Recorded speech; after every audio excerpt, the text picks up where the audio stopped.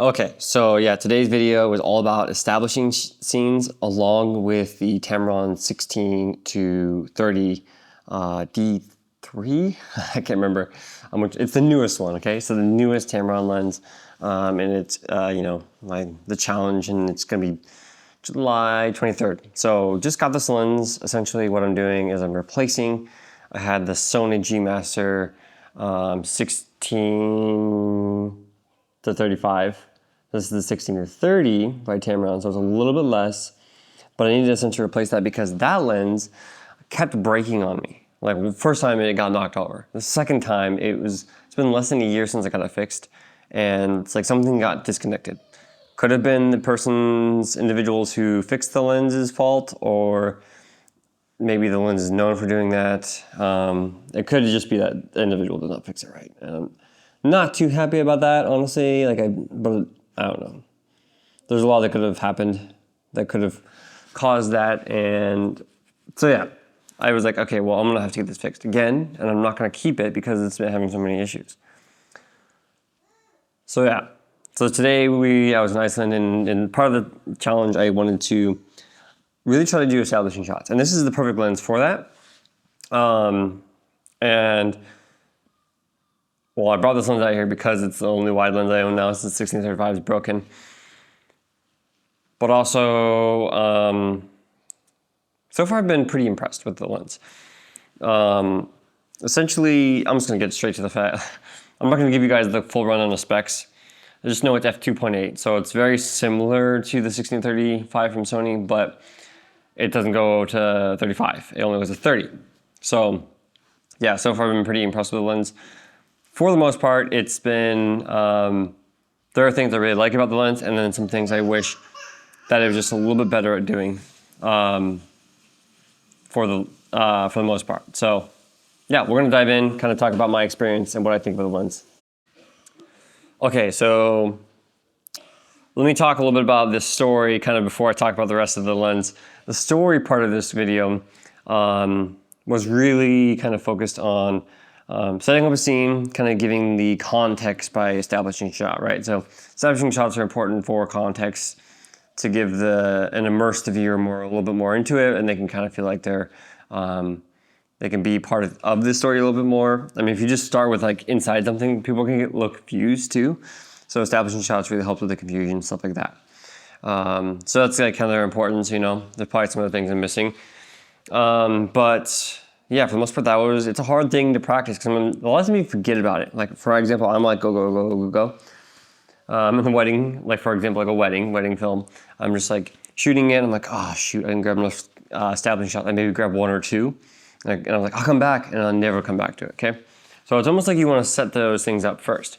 Sometimes, like during today's establishing shots, I did shoot some of them after the fact. But if you can't tell, that's great. So it still served its purpose. And Iceland's very consistent with lighting, so a lot of times you can't tell. The shadows are gonna be very consistent, or there's no shadows because it's cloudy.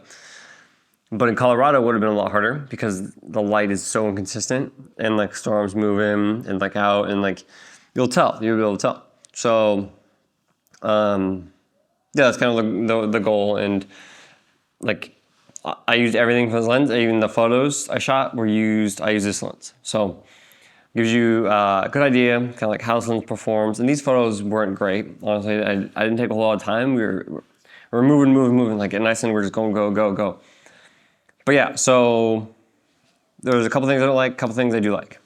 First and foremost, I'm gonna talk about things I like, and then I'll talk about things I don't like, the catches. Things I love about this lens, it's probably a third of the weight, I would even say, compared to the 16 to 35 G Master lens. It's even smaller on the body, and it just seems, it is the easiest lens I've used so far to basically do what I'm doing right now and talk to the camera and block and like hold it out in front of me. Like a heavy lens, like that 16 to 35, it felt heavy, and then you have the camera body too. So yeah, the size and the weight are a huge plus. The quality I got of the lens, I haven't noticed any major difference between the 16 to 35 and this lens. Honestly, I feel like they're very comparable. And it's also an f2.8, just like the 16 to 35. I think before this, it was only went to 28. So, or you had like 17 to 30 or something. I don't know. You're always compromising on one and the other. You are compromising with the 5mm, but it's closer now. It's a step closer to the G Master lens. So, been pretty impressed with that. Also, the lens has a casing around it where the front element goes in and out. Oops, wrong one, wrong dial. Front element goes in, you can't see what I'm doing, but like this is the edge. See how I have my finger on the edge? I don't want to go all the way, yeah, there we go. And so my finger's not moving, so the barrel's not moving in and out. So that's a huge plus for weather sealing, and also wind, like whenever you turn on, like, and it pushes all the air onto your sensor. So that's another thing about a lot of lenses, especially the cheaper ones typically have that. Even the 16-35 from Sony has that, but it's pretty weather sealed from my understanding. And it doesn't do that quite as much as I don't know what they do to prevent that, but you notice it. It's a significant thing, like, oh, okay, this is not it's not pushing or pulling air. But you know, like a Tamron, like my 30 to 150, it's a great lens, but you definitely know things like a pump, an air pump. So yeah, I mean, that's a huge, huge plus. It's kind of just moving the front element, I think, is what it's doing, just that. Instead of moving the whole barrel of the lens, so that's kind of cool. And then, what else I like about this lens is really, let's see. Yeah, I mean, all that, it works really well, it's smooth. Like, I really like how the rings move, the focus ring. It feels like it has the right amount of tension to me. The other thing, okay, so now let's like more dive into like the other things that I don't like about the lens. So, first and foremost, it's a 67mm thread, which causes a lot of issues actually, a lot more than you think that it would cause. I use 82mm ND filters on all my lenses, and that's pretty. I love it when I can just screw an ND filter right on without having to have step-up rings. When you have a step-up ring on a wide lens, it puts the ND filter further away, which typically puts the step-up ring with the ND filter, the edges of it into the frame, so you're gonna have some vignetting. So I noticed when I have the 82mm with my step-up rings, if I'm 20 or below millimeters, then you can actually see some of the vignetting on the corners here. She's like, what are we supposed to do here? Don't touch those. I tried not to shoot too much in there. I should have shot more so you guys could see it. But you're gonna see that vignette. And I see other people's videos sometimes, and I'm like, they're using really wide lens, and I almost guarantee it's probably this lens here.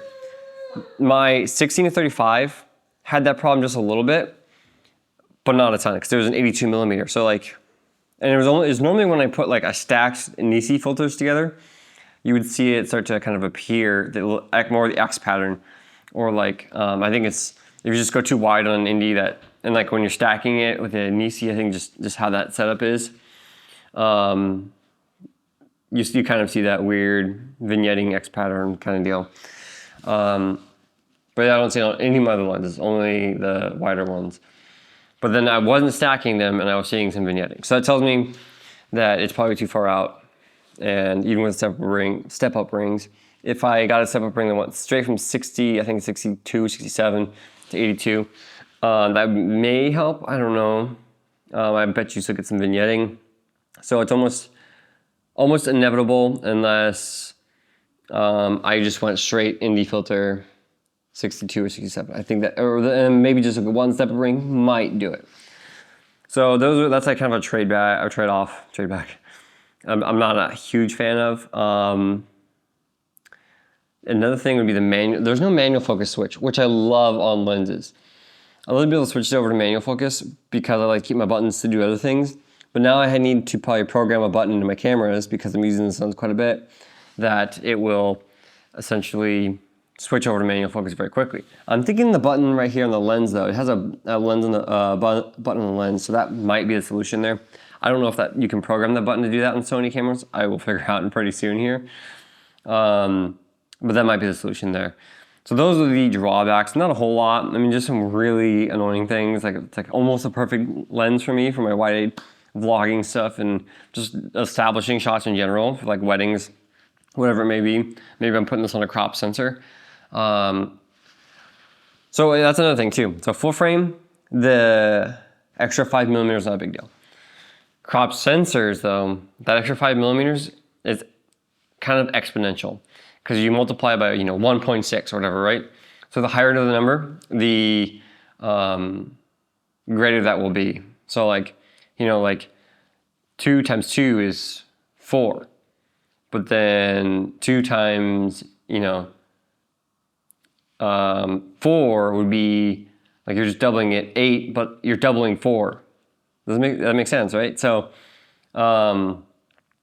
it's gonna be slightly more concerning. It's not gonna be like even. It's not gonna be just like when those higher millimeter values are supposed to extend more. And I was like feeling like the 1635 was like kind of pushing it on my crop sensors. I'm like, okay, like I almost feel like I need just a little more reach still on the crop sensors. And now it's at 30. I'm like, okay, I'm definitely gonna feel like I'm gonna need more reach on my crop sensors. Or I could just get rid of all of my crop sensors because I'm not a big fan of them anymore. I want them to be more consistent. So if you use crop sensors, it might feel like it's not quite enough. But honestly, if you're just using crop sensors, then you can buy lenses specifically for crop sensors. I'm mixing full frame and crop, and that's the issue I'm having. FX30, FX3. Personally, I think I actually want 2 FX3s. Or maybe FX5. So yeah, I know the FX5 has been a really big thing. Personally, I'm not jumping on the bandwagon right away. I might rent the camera to try it, but the FX3 still works. And honestly, I think there's gonna be a lot of FX3s for sale pretty soon here. Maybe get a really good deal on one. Somebody's just trying to offload it so get the FX5 when that kind of releases. So yeah, I might be getting a second FX3 pretty soon here. That'd be cool if I can get one for a really good deal. And sell my FX30. So that might be the solution, right? I'm not a fan of crop sensors anyways. I really like the full frame look. I even kind of lean even like maybe medium format, but yeah. Cool, that was today's video. If you guys enjoyed. I don't know if this is the end or not, but if it is, then like, subscribe. If it's not, still like, subscribe. I'll see you guys tomorrow. We're gonna have a little more of an adventurous day, I guess, tomorrow.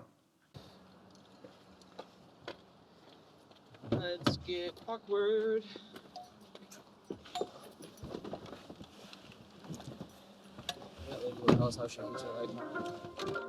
What? Why the stoplights turn yellow and red before green? I thought it was absurd. It is just as absurd as I thought it was. It makes sense. It makes sense for It's a manual. get ready warning. It's like, hey guys, I'm about to turn green. But it makes sense for manual cars, Brandon. Yeah, But you can engage do the you clutch and need- put it in first gear. do you need to be like Well, some people are I feel like impatient it's like, gonna cause you right people- now. to jump the gun a little bit and get into an accident? Fight. Well, it probably keeps people off their phones more, all the time people, how many times in America you sit behind someone and have to honk? Yeah, but Sure. they're They're still not the ready. same thing, and they're just gonna wait for the red and green arrow. So the red and yellow arrow. It's Or just the light. launch control light. Yeah. And you build up your revs so you can get off the line quick. Yeah, exactly. Have you ever The raced racing- a car? basically, yeah, exactly. it's a So it's a lot racing more light. fun, actually, I would say, than America. And these are some of the only Oh, stop and look at signs. this! Look at this right here. See this? Those arrows? That means there's a curb right there, guys. In case you can't see the giant curb or the yellow markings on the curb. That's Oh, why there's they- one over there, guys. Those That's ones. why they have to indicate it, Brandon. 'Cause Look, you guys, can't see guys, it. there's a curb, or is that a crosswalk one? No, that's a curve. That's a Oh, it tells you about curbs. No, there's a Yeah. crosswalk right there. Oh, guys, there's a curb up there. There's an arrow pointing to it. I'm glad I know where the curbs are now, so I'm not gonna hit them. It really riles Brandon up. The guy in the BMW though ahead of me a little while ago almost hit the curb. I hope to God you hit one curb. What? I roast you so bad. God, there's no curb signs right there. How was I supposed to know? Is there a sign for that bus? How do I know that bus is supposed to? Oh my God. Don't Okay. go 40. You ready for this? I don't know if Are you're you ready. getting this light? Yes. This light right here? I Well, I'm hope getting both, technically. There's hope it no doesn't sign do it. telling me there's a light there. You see that? We're supposed They to be didn't go going. fast enough. They weren't ready. They weren't ready. In America, that probably would have taken them a lot longer, though. You glad you got that out of your system? He's not done. Gonna say it every time. I don't think there's any more lights, so I think we should be alright. Guys, where am I going? Where'd I go? There's no signs pointing at the curb.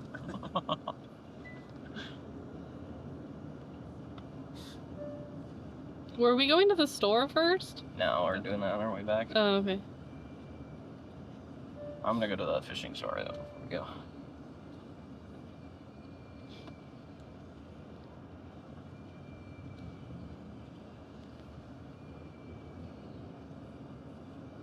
Okay, are you done, Brandon? I was about to go off on something. So I can shut this off now since you're done ranting? No curb sign. No curb sign. Okay, I'm turning it off. You're done. All right, we're headed to a barbecue. Dawson's chatting in the back. Dawson, how was your fishing journey? You already documented it. It's gonna be better today though. I doubt it. He's gonna flounder. Shut the fuck up. Either way, that's a good thing, right? Yeah, I guess whatever way you look at. Will you start the car and go? You could try to start the car and get rid of the beeping. What beeping? That's gonna be our quest today. Yeah. I was gonna talk about this lens. No one wants to hear This it. 16 to 30. Everybody wants to hear about lenses. Those are my most popular video. Why didn't you just do this earlier? Just sit in the car by yourself and talk about the lens. I could have. Yeah, I could it do would've that when been we great get there. if you did that. I don't have to talk to people. You guys can go in and then you can be like, yeah, Brandon's doing his We're vlogging. just gonna all go fishing because I don't want to stick Abby alone. Yeah, please don't. Or should we just film the whole way there? And then I could talk with my hands. No, you should have your hands on the steering wheel. No, actually- How do you turn this down? Car crash clips are great. It's already done. Post those on YouTube. It's like the whole. Hey guys, today we're reviewing our like upside down. our child's car seat. Let's get in a car crash. Come Today with me to we're get ready to get in a reviewing this car seat.